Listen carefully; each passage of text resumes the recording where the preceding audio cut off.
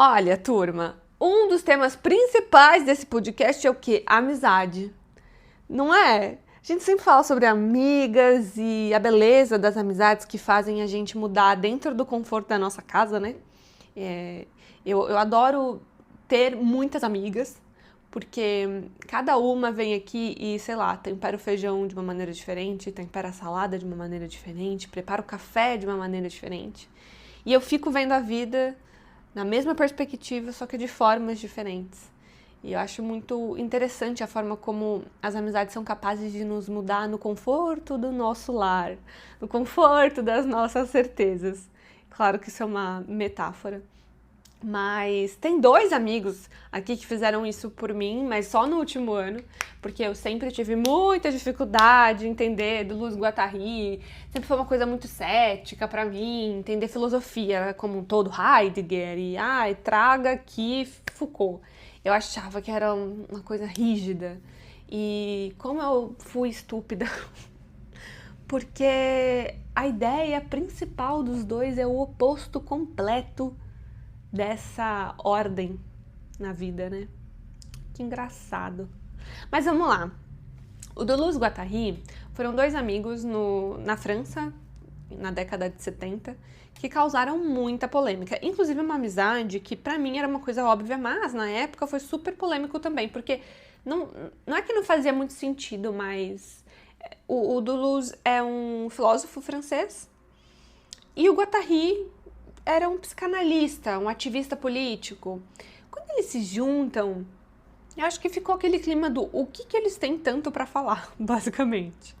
E no lançamento do Anti-Édipo, que para mim é um ótimo livro, mas o que eu gosto mesmo é o Mil Platôs, eu acho que a ideia tá muito madura quando eles falam no Mil Platôs. Eu até tô com uma edição aqui que eu consegui da 34, com a tradução da Ana Lúcia de Oliveira, Aurélio Guerra Neto e Célia Pinto Costa. É um livrinho com a capa branca, assim, que tem o número 1 em laranja, mas é uma série. Enfim, eu acho que vale muito a pena ler todos, caso a gente tenha tempo, mas num mundo tão corrido que a gente vive, né, é complicado. Mas o que acontece? Eu pensava que, nossa, é uma coisa muito complexa. E quando eu parei pra curtir, eu falei, eu não tô entendendo, mas quer saber? Eu vou curtir. O que esse bando de homem tem pra me falar? Basicamente, eu fui entendendo que eu tava tentando estudar de uma forma rígida, de uma forma arborescente, com aquele pensamento tradicional de regra fixa, o que tá certo aqui, o que tá errado ali, o que é verdade, o que não é, o que é bom, o que não é. E eles subvertem exatamente essas nossas ideias sobre a ordem das coisas. Eu, inclusive, digo assim, não dá para começar a estudar Deleuze e Guattari do zero. Não existe zero. Porque o rizoma, que é uma metáfora que eles usam aqui, mostra pra... Ai, peraí, chegou alguma coisa aqui em casa, meninas. Pronto, era uma lâmpada. Então, mostra pra gente que o pensamento, a forma que a gente organiza o pensamento, não precisa ser linear. Mas é também num sentido um pouco...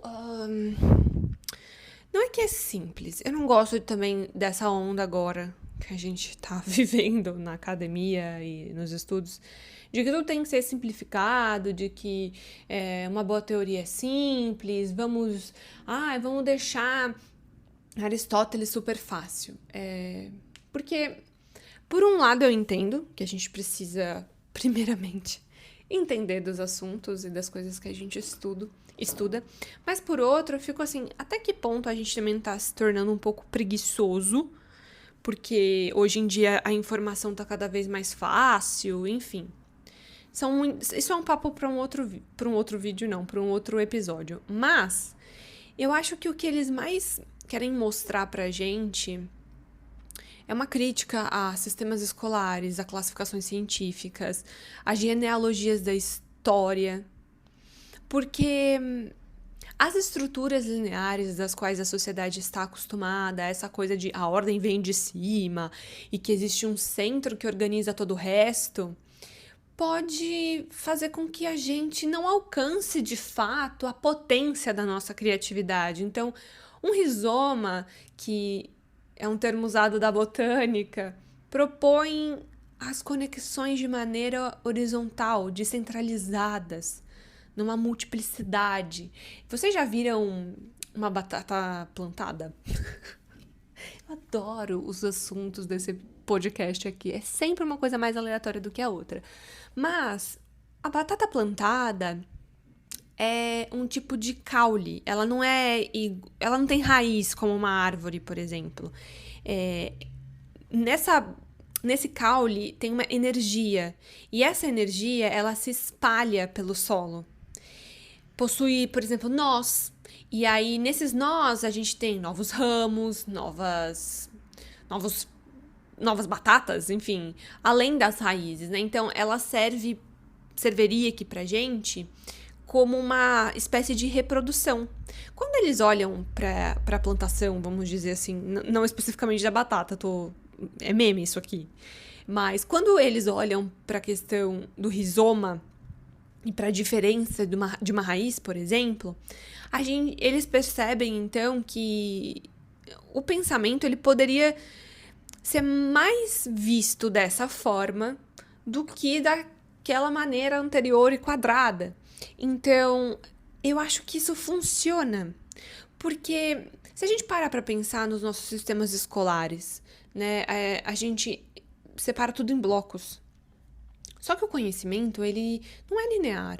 Nós fazemos relações o tempo todo, da matemática com a literatura, da história com a física, da vida com a música, sabe? Então, se a gente segrega tudo, se a gente amarra tudo, parece que a gente não consegue evoluir como seres humanos a pensar sobre a própria existência. Quando eles abandonam aquela ideia da raiz, né, do pensamento ser feito através de uma raiz que gera frutos, que é uma coisa recorrente ali na década e até anterior a isso, e passam a falar sobre rizoma, dá um Google para você ver o que é um rizoma. Coloca assim, rizoma, R-I-Z-O-M-A. Ou coloca assim, batata plantada. Vocês vão ver que nas pontinhas sempre existe novos frutos. E essa multiplicação mesmo faz a gente pensar nessas conexões múltiplas da vida, né? A vida não é um ponto central fixo. Ela é expansiva, ela é adaptável. Então, os dois basicamente estão criticando os modelos de pensamento centralizados, hierárquicos. E talvez o rizoma, que é essa metáfora, né, possa valorizar as nossas conexões múltiplas. Eu acho que faz muito sentido isso, até com a forma como a gente usa a internet hoje. A gente consegue conectar, sei lá, um vídeo ou outro do TikTok, a gente consegue... claro que não é assim, né, eu tô divagando, mas o nosso pensamento, ele é capaz de pensar de múltiplas formas. O perigo é quando a gente se torna prisioneiro da preguiça. E aí a gente acredita naquele modelo ainda tradicional da aprendizagem, do pensamento, da vida. A gente segrega isso até a outros campos. Eu falei sobre isso na terapia, né? A gente acha que a felicidade, vou dar um exemplo, né? A felicidade é crescer, fazer uma faculdade, casar, ter filhos, comprar o carro, a casa nova, os cachorros, viajar uma vez por ano, e é isso aí. Só que se a gente abandonar, por exemplo, essa ideia fixa, a gente pode ver que no meio de um outro caminho, que a gente ainda não conhece, possa existir várias novas formas de felicidade. O que eu quero dizer é que não existe a tristeza nessa vida padronizada. Você pode ser muito feliz nessa vida padronizada. Eu sou muito feliz numa vida completamente padronizada. Não fujo dessa ordem. Mas eu acho que o rizoma aqui para nós é uma forma de pensar além disso. é uma forma gostosa de enxergar além das nossas fronteiras. Existe felicidade em muitas formas de vida. É claro que aqui eles não estão falando da felicidade em si, gente, por favor. Eu só tô batendo papo com as minhas amigas num podcast, pelo amor de Deus. Eu não dou aula assim, eu prometo. Mas, levando para o campo dos estudos, os dois, eles mostram que não existe um jeito linear, né? Primeiro eu estudo isso, depois aquilo. Mas que eu posso pular entre assuntos, que eu posso conectar assuntos, que eu posso conversar com pessoas diferentes e observar pontos de vista diferentes. Sei lá, num problema. Vamos pensar, eu tenho aqui um problema. Qual que é a solução para esse problema? Qual que é a solução para esse problema? Qual que é a solução para esse problema? Eu fico tentando na única solução que eu pensei. E eu não reparo que pode existir caminhos diferentes. E que se talvez o caminho diferente der uma voltinha para dar a solução, nessa voltinha eu posso me conectar de outras formas, o problema pode nem existir mais.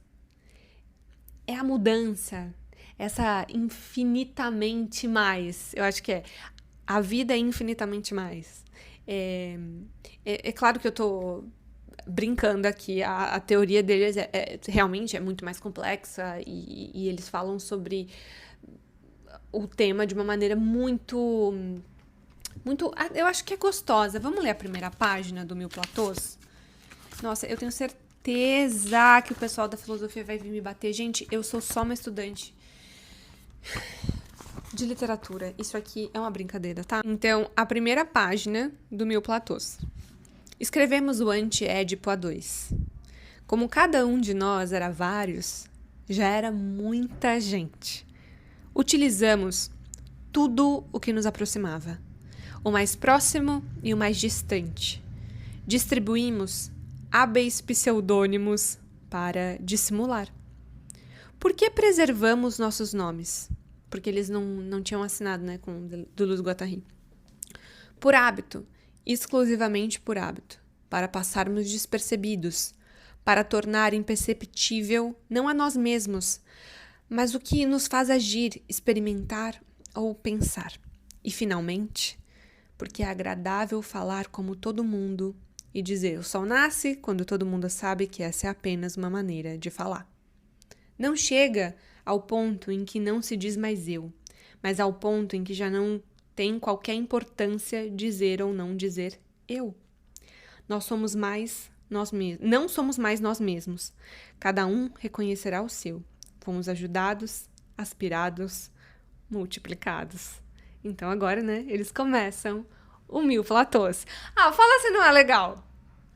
Eu acho muito legal isso, essa visão de mundo deles. Eles dizem, um livro não tem objeto nem sujeito, é feito de matérias diferentemente formadas, de datas e velocidades muito diferentes. Desde que se atribui um livro a um sujeito, negligencia-se esse trabalho da matéria e da extraterritorialidade e suas correlações. Não, exterioridade e suas correlações. Fabrica-se um bom Deus para movimentos geológicos. Num livro, como em qualquer outra coisa, há linhas de articulação ou segmentaridade, estratos, territorialidades, mas também linhas de fuga, movimento, desterritorialização e desestratificação. Enfim, eu uso os dois para isso. O livro imita o mundo como a arte e a natureza, por procedimentos que lhe são próprios e que realizam o que a natureza não pode ou não pôde mais fazer. A lei do livro é a da reflexão, o uno que se divém dois. É como que a lei do livro estaria da natureza, posto que ela preside da própria divisão entre mundo e livro, natureza e arte.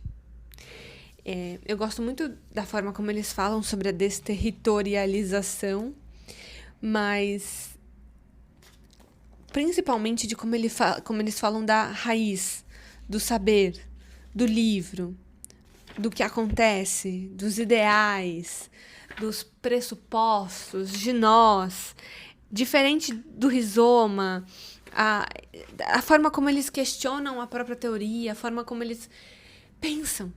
pensar, pensar, pensar não ocupa espaço, faz bem.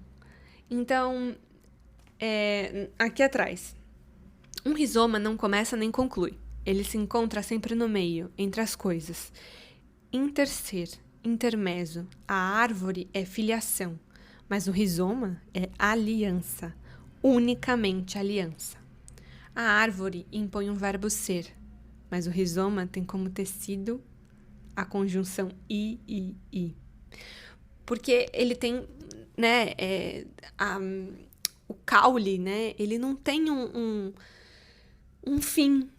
Então, é como pensamento mesmo, nós temos essa plasticidade, né? Há nessa conjunção força suficiente para sacudir e desenraizar o verbo ser. Por isso, ele por si só já refuta. Entre as coisas não designa uma correlação localizável. E depois, eu gosto dos sistemas que eles vão conversando, do localizável, do perdido.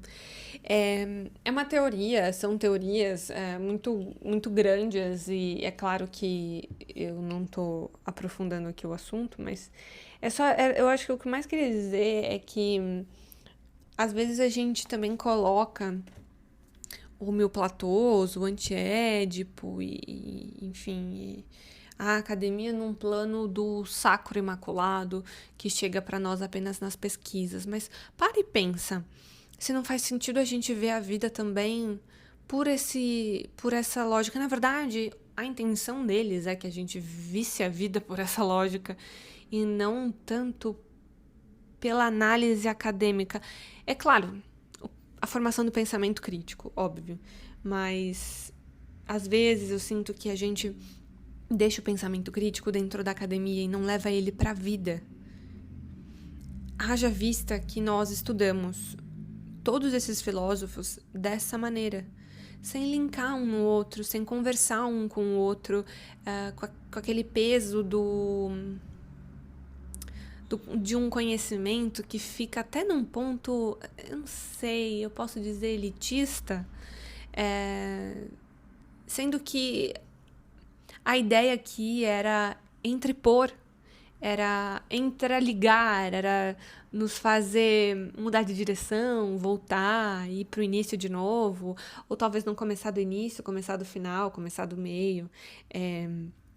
A ideia de rizoma deles, para mim, é uma sacada infinita, porque a gente sente com os dois essa ilustração do sistema, eu acho, da organização mesmo não linear. Então, a gente vê as múltiplas conexões que eles fazem e a gente consegue linkar isso com outros sistemas. Se a gente parasse, talvez, de levar a vida nessa coisa do certo e errado, orgânico ou não, fixo ou fluido, talvez a gente conseguisse enxergar o que é fixo e também o que é fluido. O que eles mais, acho que batem na tecla aqui é nessa crítica mesmo ao determinismo. A autoridade, óbvio, né?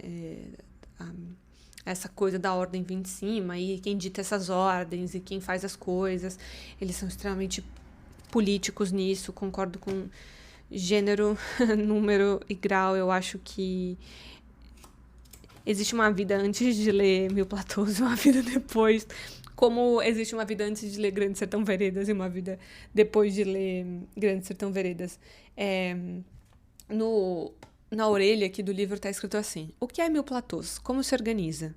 Como um tratado de filosofia, após a ruptura, quando o filósofo, o grande nômade, resolveu deserdar a filosofia dos códigos, dos territórios, dos estados, a filosofia do comentário. Platôs é um grande livro, porque com ele a filosofia alcança um dos seus devires improváveis. Platôs desenvolve uma filosofia verdadeira, quer dizer nova, inaugural, inédita. Duas grandes filosofias jamais se assemelham, pois elas jamais são da mesma família. A filosofia não se desenvolve seguindo uma linha arborescente de evolução, mas segundo uma lógica de múltiplos singulares. A questão de Deleuze e Guattari é a seguinte: de que se ocupa, então, a filosofia, se ela não pode exprimir de uma maneira incomparável? Evidentemente, não daquele que poderia ser comum a todas as filosofias, do universal, do verdadeiro, do belo e do bem. Deleuze-Guattari respondem do múltiplo puro sem referência a qualquer um, da diferença pura, das intensidades que se individualizam, das esseicidades. Mil Platôs é um evento na ordem da filosofia, e ler Mil Platôs é se perguntar. Em 1980, Mil Platôs, o que aconteceu? Mil Platôs contém todos os componentes de um tratado clássico da filosofia, uma ontologia, uma física, uma lógica, uma psicologia, uma moral, uma política. Com a diferença de que não se vai de uma a outra segundo uma lógica de desenvolvimento, do que funda o fundado. Eu amo. Dos princípios às consequências. Deleuze-Guattari dão mais privilégio ao espaço do que ao tempo. Caraca. Mais ao espaço do que ao tempo. Ao mapa do que à árvore. Tudo é coextensivo a tudo. Assim, as divisões só podem corresponder a placas, a estrias paralelas com diferenças de escala, correspondências e articulações dos platôs, datadas mas copresentes. Deleuze-Guattari concebem a antologia como geologia. Ao invés de ser a Terra, está acabando com os estratos físico-químicos, orgânicos, antropomórficos, porque a Terra é feita. Quem faz a Terra o que ela é? Quem deu este corpo à Terra? Máquinas, sempre máquinas. A Terra é a grande máquina, a máquina de todas as máquinas, maquinosfera. A filosofia de Mil Platôs não se concebe oposição entre homem e natureza, entre natureza e indústria, mas em simbiose e aliança. A lógica da maquinosfera não corresponde a negação nem privação. Há apenas devires, sempre positivos. E dentre esses, devires perdidos, bloqueados, mortos. Positividade do esquizo. Como que há para si um corpo sem órgão. A minha parte favorita. E o que está em jogo de um devir. Não há dúvida que, antes de Mil Platôs, nunca se tinha ido tão longe na crítica da representação e da significação, na revelação do que se relaciona com uma representação. Não significante, mas sempre um ato, uma ação. Deleuze e Félix Guattari detestam a interpretação interpretar. Dizem, é nossa maneira moderna de crer e de ser piedoso. A interpretação eles opõem à experimentação. Seu método, esquizoanálise ou pragmática, obedece à regra de um positivismo radical. Não se trata de amor à ciência, mas de produzir fatos. Os 2 tomos de Capitalismo e Esquizofrenia são uma máquina de produzir fatos e, como tal, inédito. Sua importância é de renovar completamente os fatos da Terra, da filosofia que tramam a nossa existência. François Ewald, eu acho que é isso. Quem escreveu. Tá aqui na orelha. Nunca tinha prestado atenção na forma como ele fez um resumo de toda a teoria. Que legal. A gente precisa, acho que, pensar um pouco mais no mundo dessa forma, descentrada, né? Questionar um pouco a vida, questionar também o descentrado e a centralidade. Eu acho que não são opostos. Eu posso estar muito chapeleiro maluco, mas eu acho que o Alice no País das Maravilhas questiona tudo isso. Questiona a que a gente está lendo agora em outubro, inclusive o nosso aulão. Quando que é? E peraí, hoje é dia 8, 9, 10, 11. Eu sou capaz de ler Deleuze-Guattari, mas não de fazer uma conta básica. 8. Daqui 3 dias, no sábado, a gente vai ter um aulão sobre Alice in Wonderland. E eu acho que ali a obra desafia essa nossa visão centrada das coisas. A Alice, ela cai num buraco, ela não segue um caminho reto, ela segue um coelho, ela encontra personagens inesperados, ela muda de direção o tempo todo. Ela é como um rizoma, né? Ideias e caminhos que crescem em várias direções, sem começo, sem um fim fixo. Ela consegue, acho que, explorar sem hierarquizar, sabe? Ela espalha. Quando ela faz as conexões que ela faz ali dentro desse mundo que é um submundo, são muito inesperadas. Ela conhece um gato, aí vamos lá, ele desaparece. Um chapeleiro, maluco. Cartas que andam. E essas coisas todas se conectam de uma forma inesperada. Então, não precisa ser lógico, linear. Importa como as coisas se conectam. Ela muda de tamanho, ela muda o mundo ao redor dela, as regras mudam, nada é fixo. Ela é flexível, adaptável, fluida. Não existe um único caminho, uma forma certa de crescer, sabe? Eu acho que ela pode ser Já deve ter tido alguma comparação na academia, já deve ter uns 1000 textos. Gente, jogar no Google Acadêmico deve ter. Não, com certeza não é ideia minha. Mas eu acho que ali tudo se conecta, né? Nessa transformação. Se a gente pensar em criatividade ou em aprendizagem, a Alice ela é uma personificação do que nós podemos pensar também acerca do rizoma. Claro que não é só isso, né?